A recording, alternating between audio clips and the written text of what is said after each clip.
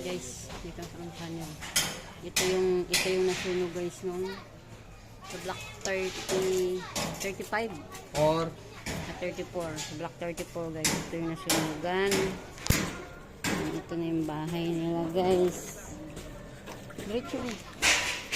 Nasunog. Yan oh. Sunog yung bahay nila guys. Diretso.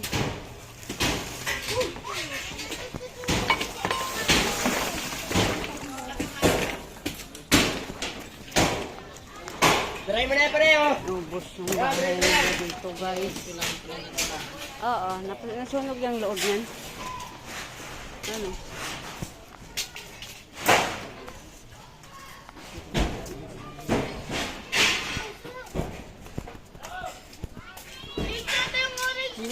Kasi may bilang kong tindahan dito.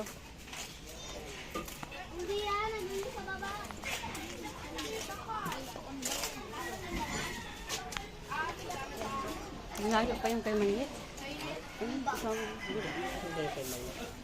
Dito yung kay Mayit. Papasok kay Mayit eh. Ah, nasunog nga si at. Nasunog nga si ano dito oh. Oo. Diba guys? Kay ate ano oh, nasunog. Ito kay Mayit. Ayan, hala. Oo nga ano.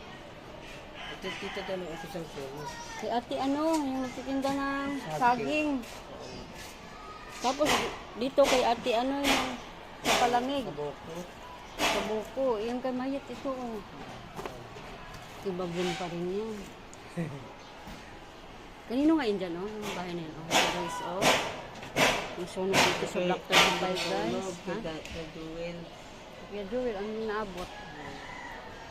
Ito sa baba. Ah, sa kay ate ano, mabubuko. Ito kay ate ano. Tara. Ano ba yan? Ayan guys, oh, kawawa ang bahay nila dito guys. Ayan oh. Ayan yung nag-vlog na ano, nasunog pati loob. Ayan yung Abbey School guys. Yung Abbey oh. Hala, kawawa yung aso. Ano, ay mo na umalis dyan?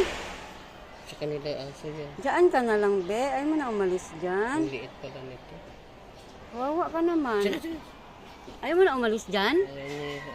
Matanda na yung aso na yan. Ano, dyan ka na lang? Hindi ka na aalis? Iniwan nila. Parang ayaw, pag nasa ano pang ano na kasi hindi na talaga aalis yan. Diyan na lang siya. Guys, oh. Ubos natin ang gamit yun.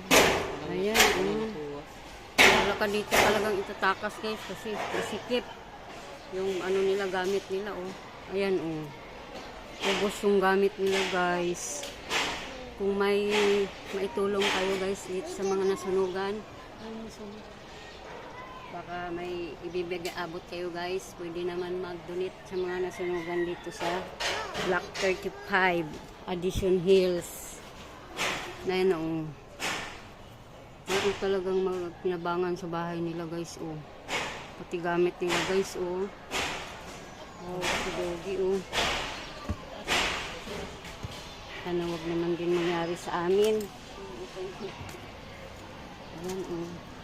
Mga sinampay nila. Diba? O diba, kay Mayit na lang nakatayo. Yung ano be, magandang bahay. Yan. Yan guys, oh, kawawa guys oh. Yung school na damay. Huh? Nabutas siya na tubig. Ayan, diba? Ito yung update ng nasunugan dito sa Block 35. Yung bubog yan doon sa salamin. Ayan, sa bintana ng school. Ayan guys, oh. Wawa sila guys. Yung bahay ng kumari ko, ayan, buo pa. Bagong gawa lang din. Ayan.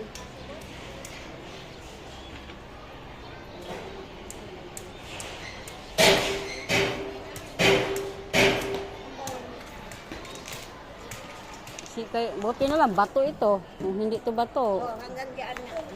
Ubos din yan. Kung wala to kay Mayet, abot ni Kuya Joel. Saka yung friend. Ito yung hagdanan ko, friend. Sa pasok. Ito yung hagdanan ko. Dikit ka pa na nagdoon. Saan ba simula ang sunog, te?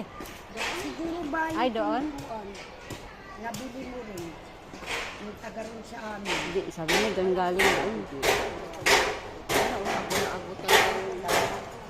Ano? Ano ba't hindi nila yung gamit nila? Kaso gabi kasi. Gabi, alas 4 lang ng madaling araw na simula ang sunog nito. Kaya wala ka talaga maligtas, sarili mo lang. At saka, masikip yung daanan, oh.